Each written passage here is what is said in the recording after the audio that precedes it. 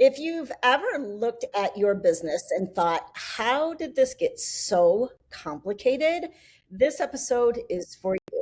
Somewhere along the way, a lot of us end up running a business that looks nothing like the life we actually wanted when we started it.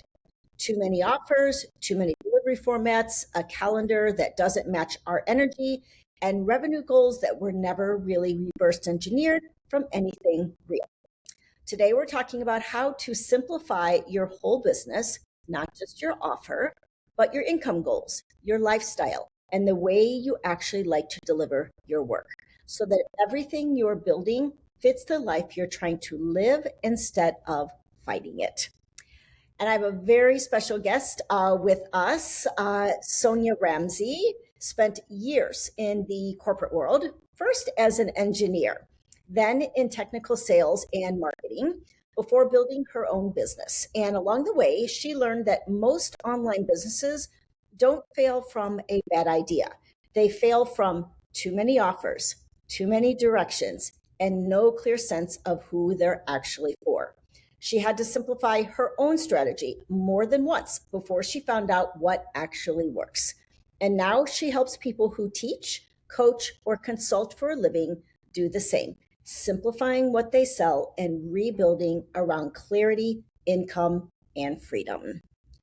I love this. I'm looking forward to this episode myself because this is part of our Refine and Recline podcast series this summer, where we're actually looking at what can we refine in our business? How can we simplify? How can we declutter? How can we make things just a little easier for us while we're also reclining and enjoying the summer? So welcome, Sonya, to the show. I am so happy. Maybe you can just start by giving us a little bit of background. I love it's like I see your guitars over there, and then I hear, okay, you were an engineer and in technical sales. Like I feel like it's two different kinds of brains, like a very creative brain and a very technical, like analytical brain. Yeah. Well, first of all, Lori, thank you so much for having me. I'm super excited to be here because I love what you're doing because not enough people talk about offers. And I'm sure we'll get into that a little bit today. But yeah, my journey is kind of unique. I just was on this mission trying to figure out what could I do to really build the life that I wanted. I was doing all right in corporate, but I grew up in that era where you get a job, you stay there until retirement, and then you just go off into the sunset. But I was never settled in my heart with Right. that. I Right. just even working in corporate, I'm like, I got to do something business related. I don't know what it is, Mm-hmm. but I'm going to figure this thing out. And just through, gosh, I think it was divine intervention because I was at a Toastmasters event Mm-hmm. and we were in the hallway. Once it was over, there was someone there, and I'm aging myself a little bit here, but at that time, you would sell these programs in the CDs and DVDs. Yes. And I relate. so, okay, you can relate. All right, so you're with me. Hopefully, your listeners understand this. But I was in the hallway, and this woman who also purchased the program just said, "Hey, why don't we get together with the other buyers and start this mastermind?" Okay. And I didn't really even know what that was, but I just said, "Okay, sure." And Mhm. then I got slated to just call people because people weren't showing up consistently. It was just through the phone. We were all on the call together. And for a long time, it was just the two of us. And her name was Julie. Julie says, why don't you just call and see where everyone is? And if they're really serious about this, otherwise, we can you know, just disband the group. So I Mhm. called people and I happened to speak to this person. She's a dear friend of mine now. She'll probably be listening, Arlene. Okay. And we were just talking and she says, well, what are you doing? I said, well, I'm thinking about starting a business. I just don't know yet what to do, but I'm reading a book. And she's from the East Coast. She just stopped me and she's like, you can't learn how to start a business from a book. You need a business coach and I've got just the person for you. And she introduced me to this world of coaching, consulting, specifically in the online space. And Mhm. that was 2012. And I'm still working at the time, but I would do this kind of as a side Mhm. hustle, never compromising my full-time job, but just exploring. Sure. So that was during the time pre-COVID, right? We were Yeah. running to live events, and she was kind of my running partner. We would go to all of these different events. And that's when I really landed on, this is what I want to do. Like, I can Right. truly take what I love and build a business around it. And what I loved, and at that time, like I said, or you mentioned in the introduction, I had some hiccups along the way, but where I landed that was consistent throughout was helping people really unpack what they're good at and building some type of business around it, because that's what I did for myself. And Mm-hmm. so it was that drive of just really wanting to really help people. But yeah, so that's kind of it. That's how I got started. And I didn't know if it was going to be technical. Mm-hmm. I tried some of that, but I stumbled upon where it really stuck and I got some traction was just through helping musicians, because I was looking online for a teacher, and that's Okay. how it got started. And I got several who were clients, and I just got better even as a guitarist. So that's why you see all those guitars in the back, because when I started, it was just one guitar. So I've got, I think, 5 there. I've got 2 on the wall, and Oh my yeah, goodness. I've got about 8 right now. Are But you like a really good guitar player now? I would say I'm intermediate. I don't, you won't see me. You might see me online just playing a few progressions, but you're not going to see me on stage or any of that. Okay. I'll leave that to the experts. Like to play? I'm sorry. What kind of music do you like to play? I like gospel, Okay. CCM. Mm-hmm. That's really what because I love that music. And actually, one of my clients, just through looking for someone online for that particular genre, there weren't people out there doing that. Okay. And I don't know if we'll get to the story, but that's how he ended up launching his business. He was always great at that genre, but he never thought he could teach it online. So Got it. maybe we'll Okay. get to his story during Sure. the Sure. talk today. But Okay. yeah, that's how it happened. All right. Now, I'm assuming that at one point there was a moment or something in your business where you said, "Oh my God, this business is getting way too complicated," and you had to kind of like figure out like what do I need to do to simplify it? Tell me about that moment in your own business. Sure. Well, we could spend the whole show on that, but I'll spare you the specific details. But really, it actually is more recent. It was toward the end of 2025, Okay. beginning of 2026. And you ever have that experience where you're asking yourself, how did I get here? Like, how did I get to this point? And Mm-hmm. where that point was I got to was, as you described, just feeling way in over my head, overwhelmed. It started to feel like a full-time job and not a business that I love. And so, how did I get there? Well, I was part owner in 2 different businesses. Okay. I just didn't have any clarity because my problem, which I think your listeners and probably you talked about it too, is you have a lot of knowledge in different facets of online businesses, and it's so easy to get distracted. And now with AI, it's elevated to an entire new level.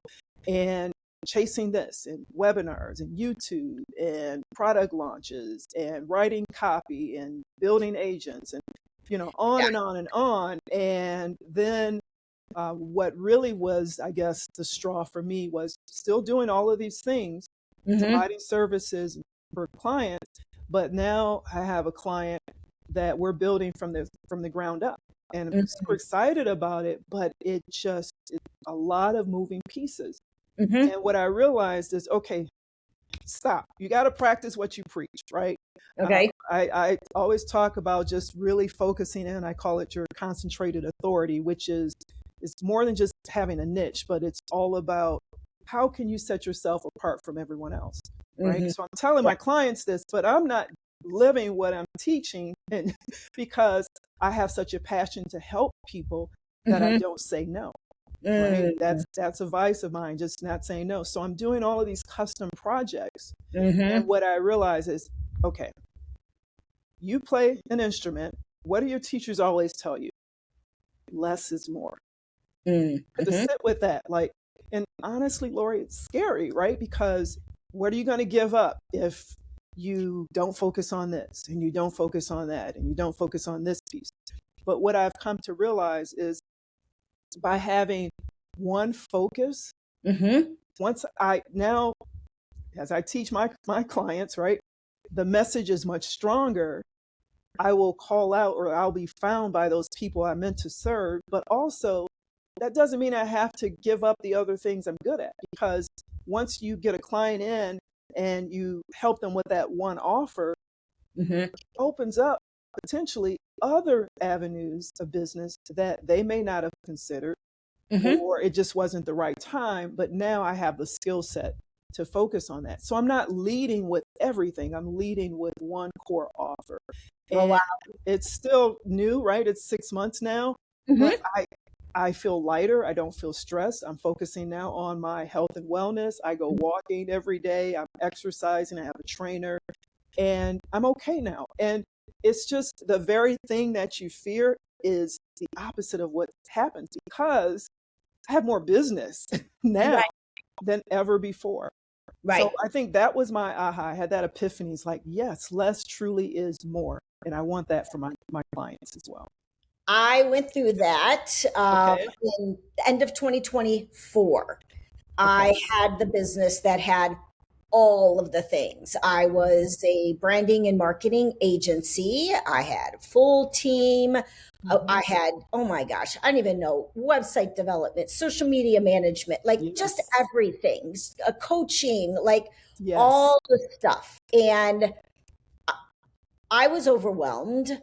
I also realized that I'm not even really working in what I call the zone of genius. And I Mhm. think you call it concentrated authority. Yes. Um, for me, it was like my something that I could call my own, something that I could say, if I had no team members whatsoever, I could still deliver to my Yes. client. And I had a breakdown. Like I literally reached major burnout at the end of 2024. I had a breakdown. I remember sitting in my chair and I was, complaining to my spouse, and she said to me, something needs to change. Mm. And the floodgates just like opened. I just started crying and crying. And I want to say I cried for a week, Wow. because I needed to release all of that energy. But I had that same thing, that fear of like, what am I going to do then? Like, if I knew for 18 months that I needed to sharpen my positioning, I knew I needed to lead with that one thing, but I didn't know what that one thing was. Yeah. And I was scared, just like you said. It's like, oh my God, well, what am I going to take away? And you have to do I say goodbye to clients that I'm doing this work for? Like, it was a lot. Beginning of 2025, I focused in on offers and positioning, and it became so much easier. I was just like, oh my God, I'm not going to have anything to write about because all I'm going to be talking about is offers. And now I have an entire show about offers. Like, I just talk about offers. People are probably sick of hearing about offers, but it really is simpler. Yeah. It's so funny. I'm listening to you talk, and different year, but I didn't cry for a week.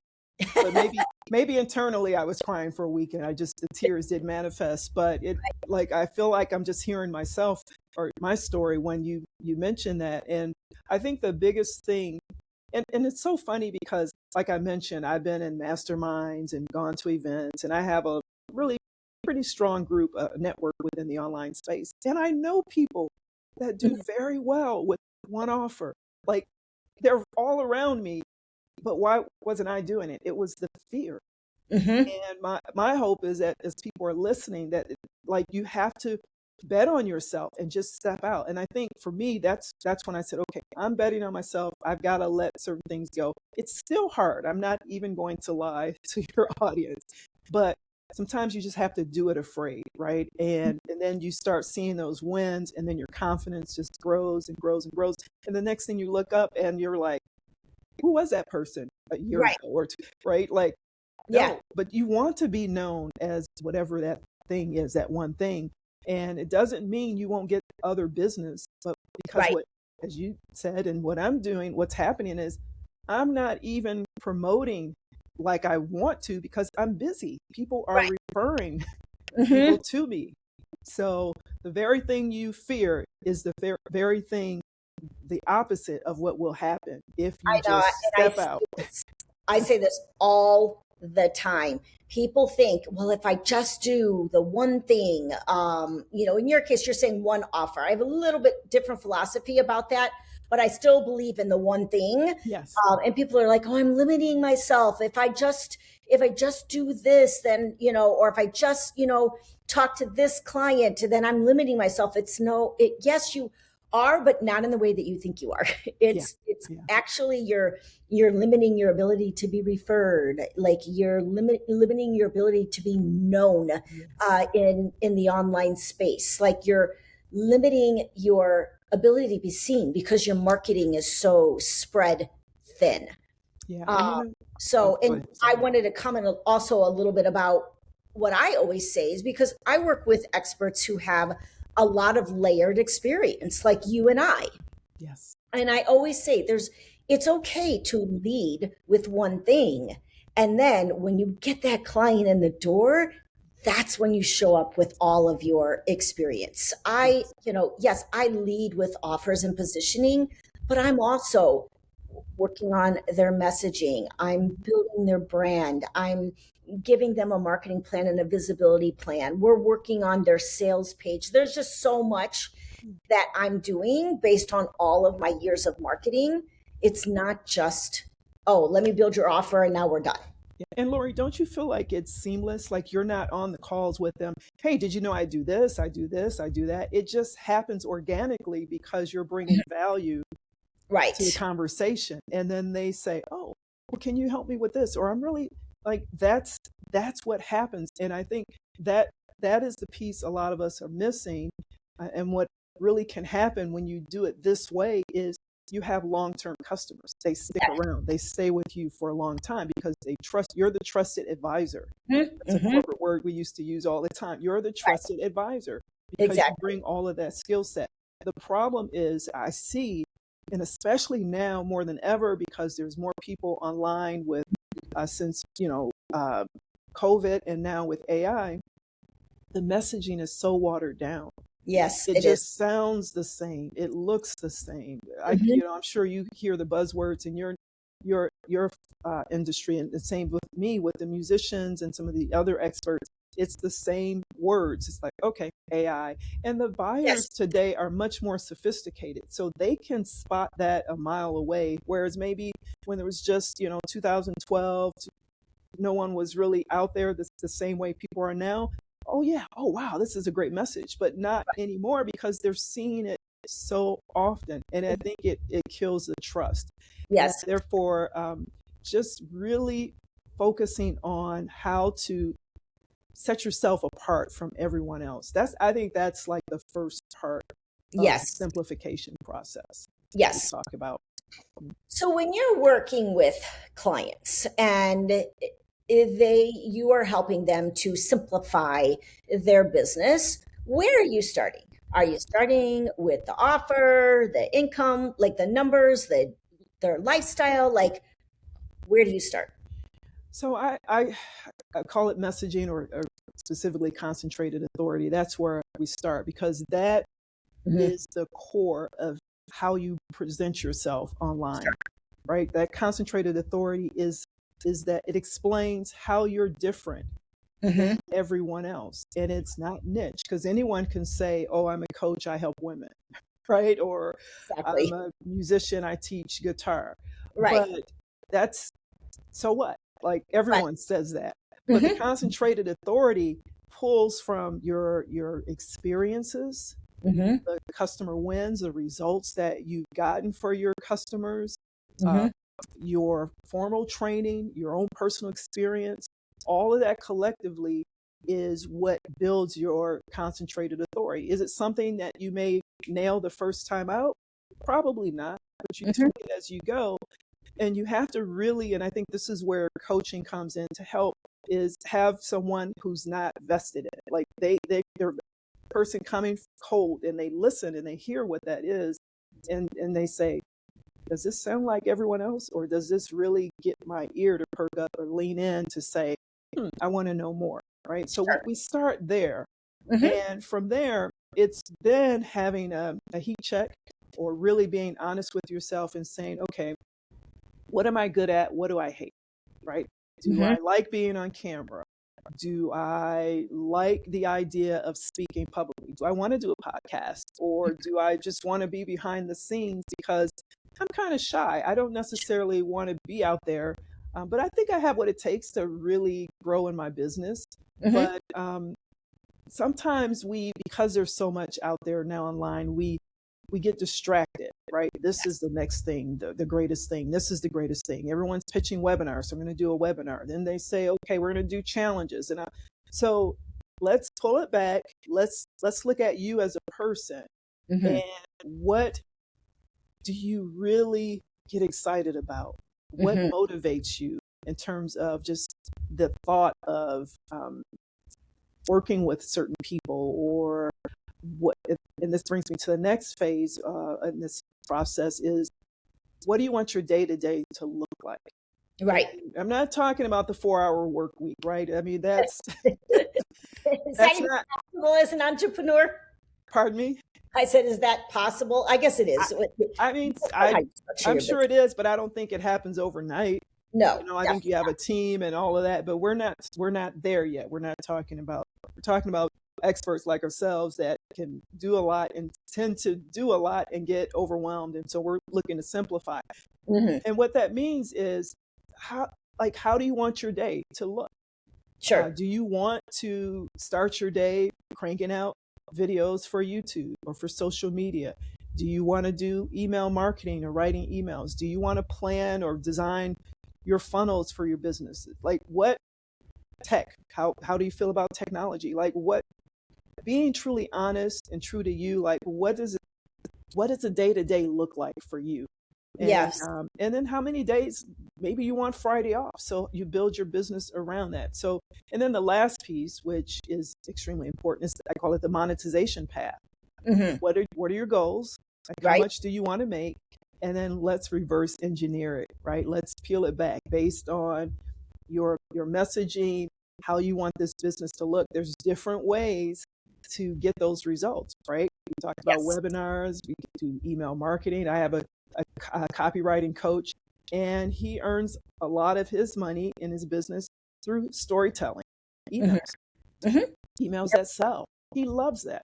Yes. I'm learning to like it, but I may not, spend my days writing emails. Right. And, Right. and so there's different paths. And I think this is where we have to figure out what's the right path based on the second and third, right? Like what motivates you, and then how you want your day to day. And then based on that goal that you have, then what are you going to offer that's going to truly serve the group that you want to serve? What's that look like price wise? And then how do we get there? So we're reverse engineering. We start with the end in mind, as Stephen Covey used to say in Seven Habits, right? Begin Right. with the end in mind, and now we're going to reverse engineer it. And that's what I would do. And it's not as easy as it sounds, because again, we're very attached to our businesses, and we don't want to give up certain things. And I tell people, you may not have to give it up forever. Maybe you build it this way, and then you get it to a point where you can bring someone in, or you maybe have someone and they can run that, and you just replicate that for the next thing that you're good at. But Right. just focus on that one thing right now. So, Yeah. I have so much to say now. um. Yeah. So what I think what I would start with is the fact that, first and foremost, I think, if we were listening to what Sonya was saying, is it starts with passion. Okay. It starts with, what do we want to do that we are passionate about doing when we start a business or we're growing a business? That when I have a freebie called the Offer Pulse Check, and it looks at the foundation of your offer. It checks for 5 vital signs of your offer. One of them is passion. If you are not passionate about your business and passionate about what you sell, when the hard times come, it's going to be really, really hard to stick with it. Like I this is definitely not what business is for, but it's like, could you do what you're doing for free? The fact is, I could create offers all day long, every single day, and never get paid for it and be like so happy. I'm not going to do that, obviously, but that's how much passion I have behind what I do. And then what I want to talk about also is when we are looking at our business and we're trying to make decisions about how we're going to get visibility, or what task are we going to handle and what task can we hand off to people. Yeah. There are so many moving pieces, and some of this stuff is figured out by trial and error. I can tell you, I come from a marketing background, and I historically, and probably still do, really believe in an omni-channel approach to marketing. So I do believe in being on multiple platforms and having multiple touch points out in the online world for people to discover my business. At the same time, it's exhausting. It's exhausting to run a podcast and to do a blog and to be on social media and to do a weekly email newsletter.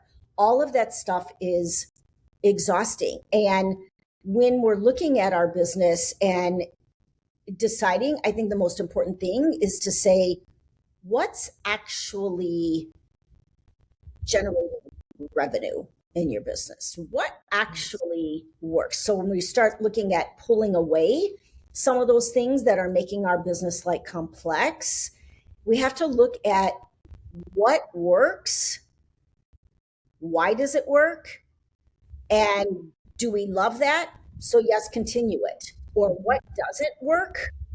Can it be changed to make it work better?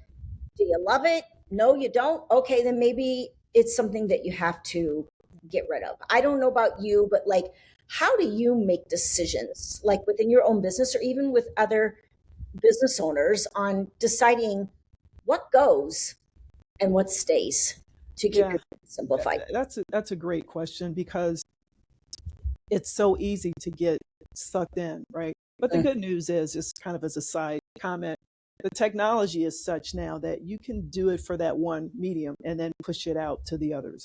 And you Yes. know that, right? So Yes. that's the good news. Mhm. But I think it's important to think about, like, for example, I'll just give an example with a musician Mhm. who is looking to grow their business. Mhm. I see a lot of musicians who want to teach online, posting content very consistently on Instagram, Mhm. TikTok, right? But very rare on YouTube, because Mhm. YouTube feels hard. It's a Yes. grind, right? Yeah. You Mhm. can post all of this and maybe get 50 views or 100 views, right? Right. And then you Right. see your peers getting that, 1 million views. And so it can be very deflating. Mhm. But where do people hang out who are looking to learn how to sing or how to play the piano or how to play the guitar? They're on YouTube, Mhm. not Instagram. They go to Instagram to be entertained, and even TikTok. Mhm. So I'm not saying you can't post there, but lead with YouTube, because that's where your audience is. And guess what? You don't have to have 10-minute videos. You can do the short form content just like Mhm. you would on Instagram. Just put it on YouTube. Start there and then I push it mean, to there's the other. YouTube Shorts. Exactly. Exactly. And it lives there longer. YouTube's the number two, right? Search engine. Google's number one. Google owns YouTube. So Mhm. that's where you're going to get the most bang for your buck. So it's really having a strong understanding of where your audience hangs out, where my audience hangs out, where your audience hangs out, Lori, right? And then just be visible there. And to your point, we're not saying you can't ever post other places, but just what's your main traffic strategy? And so for that audience, in that example, I would go with YouTube. Yeah, this is an interesting thing because, boy, I have been going around and around about my own platforms. And lately, I tried YouTube, and you're right, it is a grind. And I'm Yes. not for sure that my people are on YouTube anyway, because I'm not really a teacher. I'm a strategist. So I'm not Yes. like necessarily like teaching things, how to kind of stuff. I put my podcast out on YouTube, but one of my mentors that I really admire is just raving about Substack right now.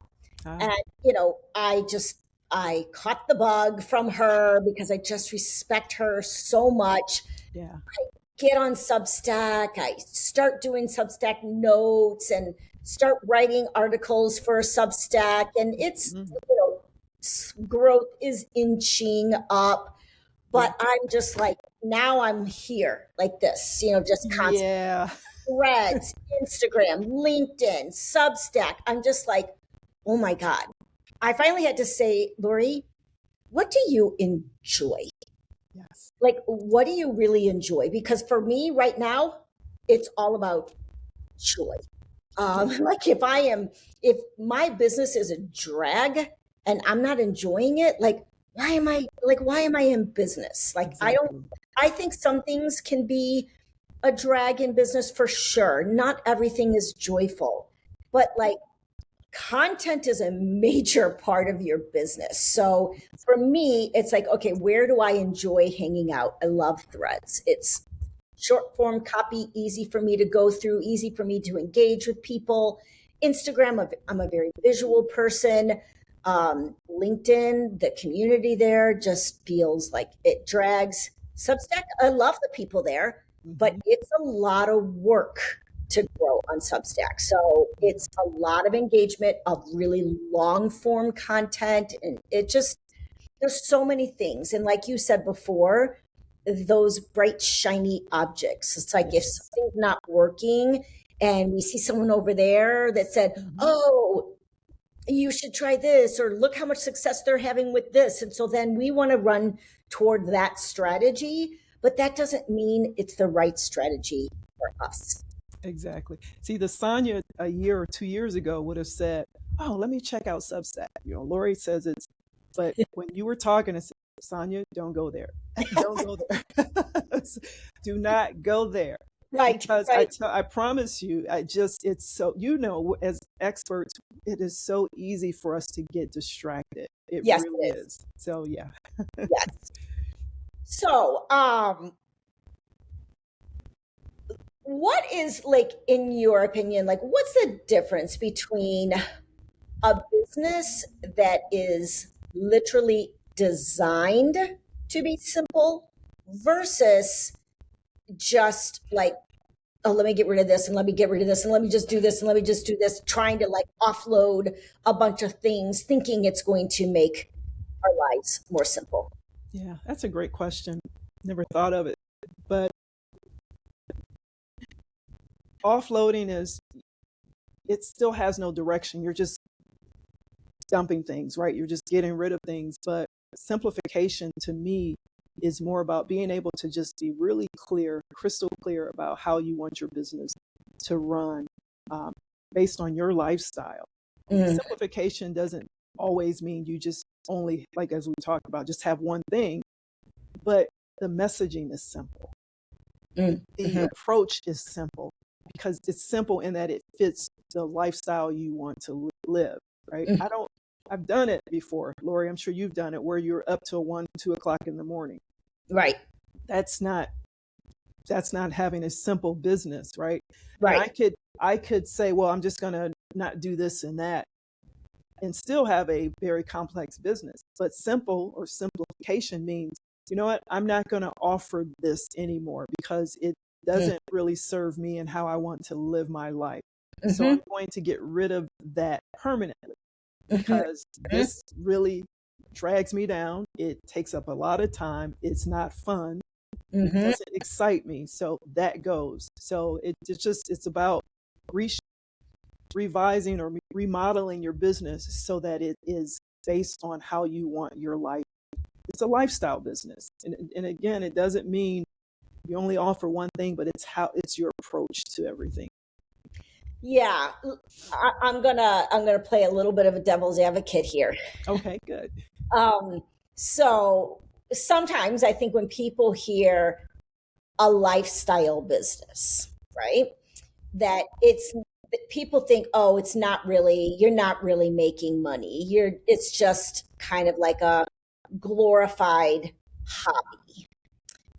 It's you think of like, oh, the digital nomads that are in Bali, Yeah. work from their computers so that they can enjoy On the beach, right? the beautiful whatever.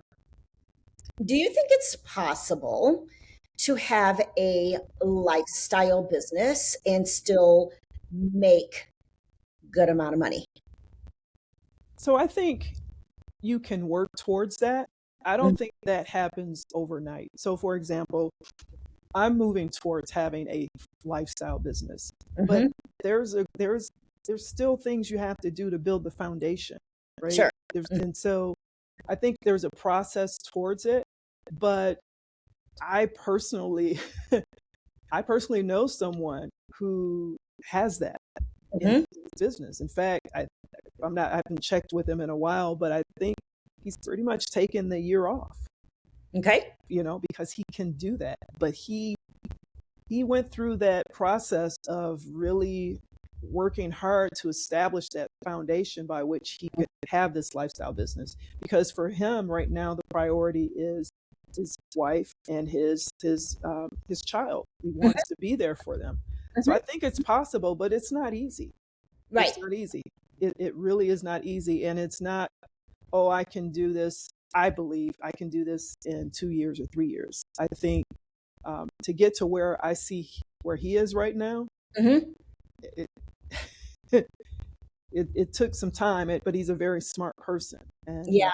but Yeah, I and don't. I think that's the catch sometimes too, is that a lot of, entrepreneurs are looking at the Justin Welsh, the Alex Hermosi's, Yeah, the people that are preaching this lifestyle type business. Oh, I only work, 3 days a week, 4 hours, 4 hours a day, and I make, multi seven figures. And everyone thinks, oh my God, I want that, right? yeah, But like you said, it takes a foundation, a really strong foundation. It takes an offer that really sells it. Like, do you know how big those people's audiences are? Like, oh my God, they can send out one email yeah, and sell like all kinds of stuff. They've built that audience over years and years and years. yeah, So it's not something like you said that happens like overnight. yeah. And I think what's really hurting the industry overall is when you hear that messaging of, "Hey, I just built this da da da, and now I made $100,000 in 2 hours." I'm Mhm. exaggerating, of course. Right. And let me show you how to do it. So you only have to work 1 hour a week. Click Right. here. So they're going for volume, right? They're selling that idea of being able to make a quick buck. Mhm. What I would hope more of us do, and this is what I do, is build a business for sustainability, longevity, Yes. because this fad we're in now won't be the same 5 years from now. Like, Mm-mm. can you build something today that will still be relevant 5 years from now? Maybe Right. you want to then sell it and retire. But like, are we talking about a quick buck, or are we talking about building a business that will be here 5, 10 years from now? And I've seen it happen with my mentors, and that's what I want. And that's what I want for my clients as well. Yeah. But these messages of false hope, false promises, run, Right. run, Oh my gosh. Yes. run.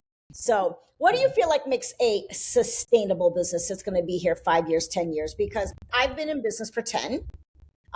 You've obviously been in business for even longer than that. I think you yeah. said 2012, right? 2012. Yep. Yeah. So that's 14 years because I'm 10. I started in 2016.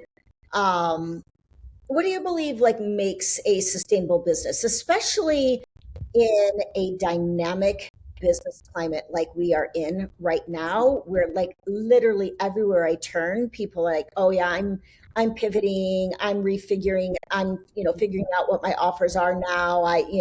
Their AI is like wiping a lot of things out. I hate to say that. Yeah.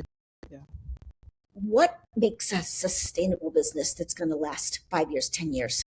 I think it's no different than my answer is more as it relates to online business, but I think it's no different than what brick and mortar businesses did, solving big problems, solving at the that's what a business is, right? Yes. Businesses solve problems for a Mhm. specific audience. If you're constantly looking, and if you really know your audience, you understand their problems. And then once you solve those problems, there are more problems. So like you help with this, now here's the next thing. So it's always being aware of what your needs are of your audience, the customers you serve, the community. And if you stay on top of that, like had I not pivoted, I'm not pivoting, but like had I not said, okay, I got to find AI is here. How do I integrate it into what I'm telling my community so Sure. that they can do things better, faster, stronger, et cetera, right? Mhm. So if we want a sustainable business, we have to stay on top of what the needs are of our customers. I think that I I love that. And I feel like this is just like a great place to like end, because I always say we're going back full circle when we talked about the one thing. I always say, like, people are so afraid of like the niching word. I always say, what do you want to be known for? What is that problem you want to solve yeah, for your audience? Like, that's what it's about, like solving problems. I yeah, mean, if we look at even product based businesses, any kind of product that comes onto the market, it's there to solve a problem. if you So can I solve think, a problem, you got a business. yes, solve a problem. Exactly. Solve a problem, have good customer service. Like you said, pay attention to what your audience is asking for and needing. Staying like you have to stay, like you have to be dynamic and evolve as the world is evolving. You got to stay with it. That's so true. So, any if people are interested, like any place, like where can people reach out to you? What major platform do you hang out on? Yeah, so the best way to reach me, I've got a blog. It's sonyaramsey.com, and you'll see the blog. That's my main website. The blog is there. Okay, And I have a special gift if you are okay with me sharing with my. sure, absolutely. So for your community, I have it's just a simple, I call it a simplification audit. So it's Mhm. just covering some of the things we talked about. No pitching or anything, just wanting to give back. And all you need to do to take advantage of that is go to Mhm. sonyaramsey.com/simplify. Simplify. And we'll get on a call for about an hour, and let's see what we can do to help you. You'll walk away with something tangible that you can take back. Nothing's for sale there, but that's Awesome. my gift to your community. I love it. Thank you so Appreciate much it. for that. I will put that link in the show notes. Any closing words of wisdom that you want to leave with listeners today? I just like I've listened to some of your podcasts, Lori. I love what you're talking about. Just stick with Lori. She like offers are some. That's the thing a lot of people don't strongly talk about, and I think when you don't have a strong offer, you don't have the business that you could have. And Yes. people say, well, I'm doing this and doing that, and I have this, but is your offer really good? So don't give up. Just be Right. persistent. Stick with it. Listen to what Lori is telling you, because it's so true. We kind of have some overlap. But we're saying the same thing in a Mhm. sense. Mhm. We're saying the same thing. So don't chase the quick dollar. Right. Chase just having a sustainable business that'll Yeah. Foundation. serve you and your family. Yeah. I always say that offers are the foundation of your business. Look at your home, and the foundation that your home is sitting on, Yes. that's your offer. Your offer is the foundation of your business. So, Thank you so much. yeah, thank you so much, Sonia, for being here.